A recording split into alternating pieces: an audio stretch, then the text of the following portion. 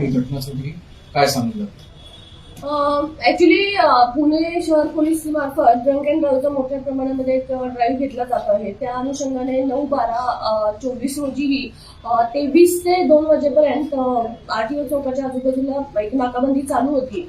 त्या नाकाबंदीच्या दरम्यान हा जो आरोपी आहे त्याचं नाव अर्णव सिंगल आहे, 24 वर्ष वय आहे, तो दिल्लीचा आहे आणि तो इथे पुणे फिरायला आलेला होता. तो आणि त्याचे 3-4 मित्र असे गाडीतून येत असताना पोलिसांनी त्यांची गाडी अडवली, तर ते न थांबवता 3 लेअर जे बॅरिकेड होतं त्याला डॅश करून ते गेले आणि त्यावेळेला तिथे उभे असणारे एक महिला कर्मचारी आहेत त्यांनाही त्यांनी डॅश केलं आणि त्या गाडीबरोबर जवळपास 50 ते 60 मीटर करपटत गेल्यामुळे तिचे गंभीर जखमी झाल्या. परंतु ही गाडी न थांबवता आरोपी तसाच पुढे निघून गेला होता. तर त्या दृष्टीने आम्ही BNS 110 नुसार गुन्हा दाखल केलेला आहे आणि हे आरोपी निघून गेल्यामुळे ट्रेस करणं आम्हाला थोडं अवघड जात होतं, कारण गाडीचा स्पीड भरधाव होता. पूर्ण रोडचे CCTV